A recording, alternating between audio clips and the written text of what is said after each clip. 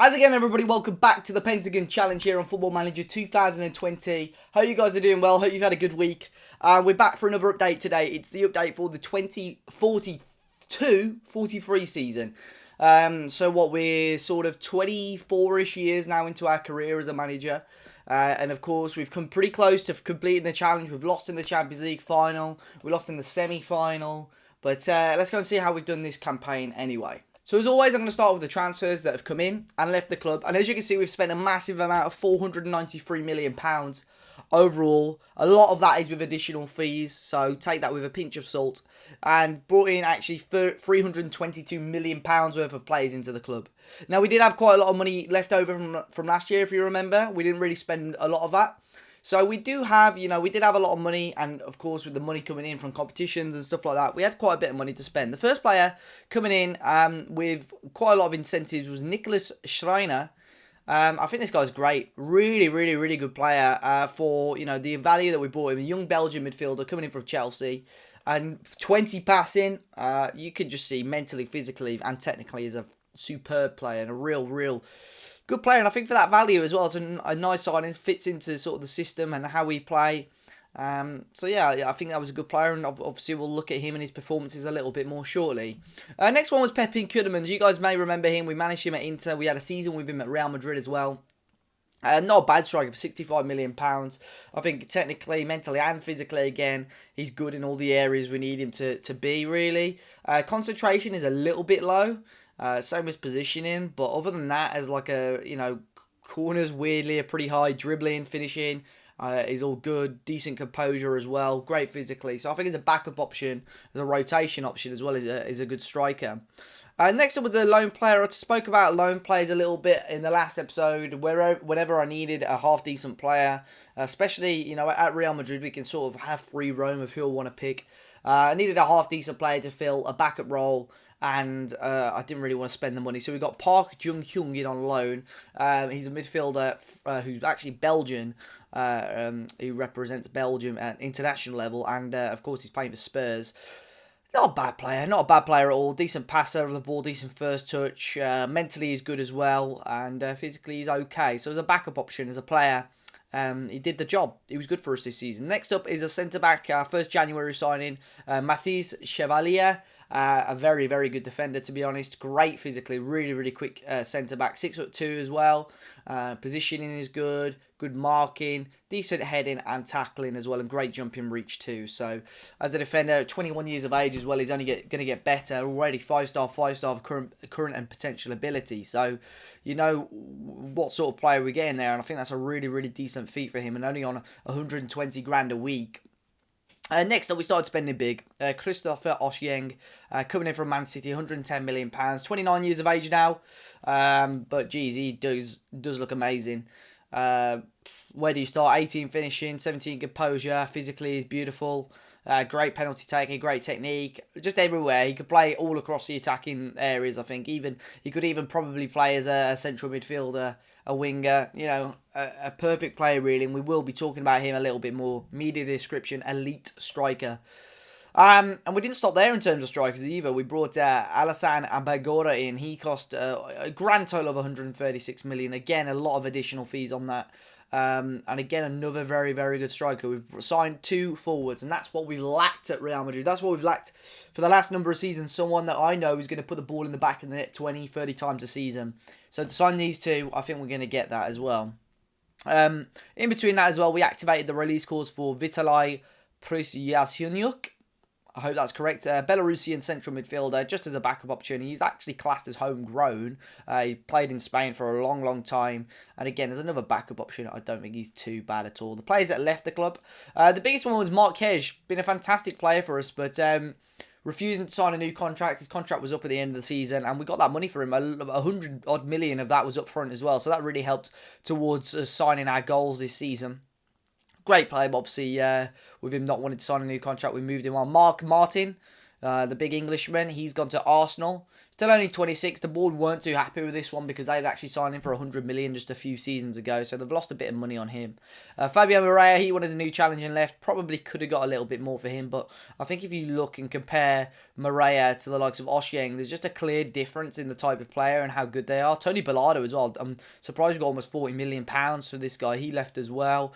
Christian, he was moaning. Another player that refused to sign a contract. And he joined a championship side Fulham for £30 million. I tell you now, guys, the championship on this is ridiculous. I don't understand where the money's come from, but you can get £40-50 million bids for players when off of championship teams as well. So it's crazy, really. And a couple of players going out on loan, and the last player was Lorenzo Fenoli, sold to Arsenal for 5 mil up to 11 mil. Now, as you can probably tell, there's no final today. We'll talk about the season a little bit more. However, we did win the league. We did it on the last day of the season. We lost 3 games overall, 7 draws, and 28 wins, 68 goal difference in the end. And Oshieng actually grabbing 18 goals. And for someone that joined in January, that's an unbelievable record. In the Champions League, we're knocked out in the quarterfinals by our old team, Inter. We'll talk about that a little bit more shortly. And then the Spanish Cup and Super Cup, we were knocked out in the 5th round by Barca and the semi-final by Sevilla. I wasn't too fussed about those because obviously it gave us a chance to focus on the league and focus on the Champions League a little bit more. Now, having a quick look at the schedule, you can see our pre-season was okay. We actually lost our opening day of the season as well to Espanyol, which was really, really annoying. But then we went on a really, really nice run. And let's just get the league up first. You'll see here in the league, we went on an unbelievable run, really. We're still on playing catch-up a little bit with Barcelona because we dropped points quite a lot. We had a little phase here with 4 draws in 5 games. And to be honest, we should be beating Zaragoza. We should be beating Santander. We probably should be beating Bilbao as well. And then, 3 games all season. We got 2 there. One of them against Barcelona, fair enough.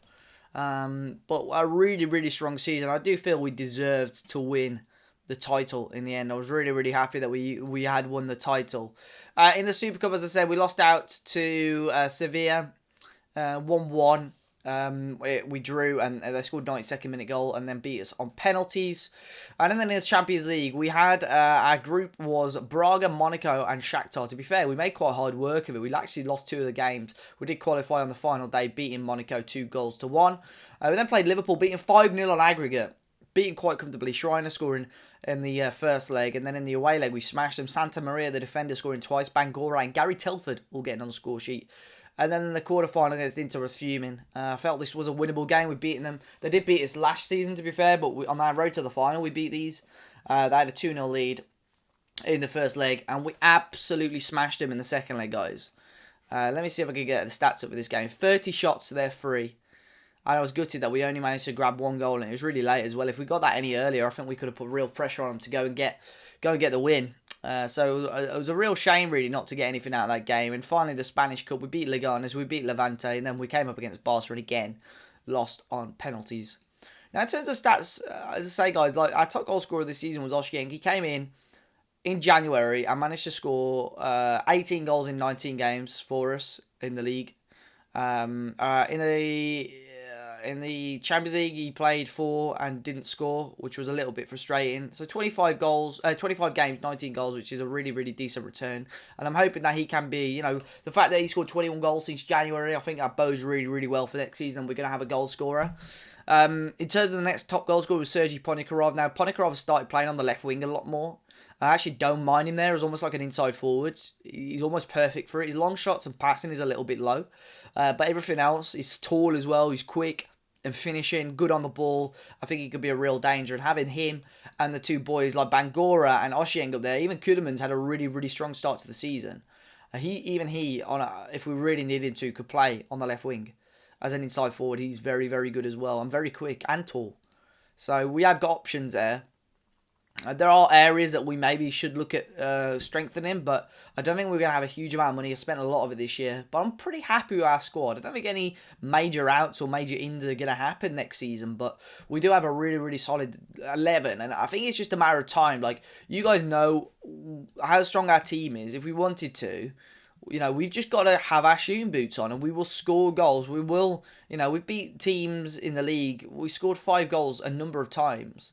We were scoring 4 goals a load of times in all comps as well. So we know we've got the shooting boots. And another half a season with these, with those strikers, who knows what could have happened. So I am pretty confident for next season. We've just got to obviously put our mind to it. In terms of streaming this week, we're going to be streaming in the evenings now. I'm back at work this week.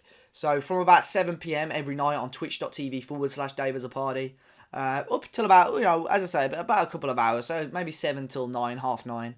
We're going to try and get through it the season this week and see how we go. In terms of manager performance, we're still in an okay place. They're happy with the positive atmosphere. They're happy with the level of support. But it is just that Champions League we've really, really got to improve on, haven't we? In terms of tactics, we started playing this 4-2-2, a tactic I used in the Streamer Showdown. We started using this a lot more towards the end of the season, and that's where we were getting the goals. I think next season maybe I need to devise a more defensive tactic. We still got the not the 4-2-3-1. This one, of course, that we used last season, which we can look at maybe using a little bit more. Maybe I'll use that away, a little bit more solid defensively, but you still got that sort of attacking overlap. We can have a look at that. But there's still areas to improve on. But I'm looking forward to it. Looking forward to another season. So that is the update for today, guys. I know I've said it for a number of weeks, but hopefully next week might be the one. But appreciate you stopping by. Appreciate you supporting and watching. If you haven't already, be sure to smash the subscribe button as well. New series are going to be starting very, very soon. Maybe even this week. Who knows? Be sure to hit the like button down below as well, guys. And until next time, look after yourselves. Enjoy the rest of your week. And I'll see you all very, very soon.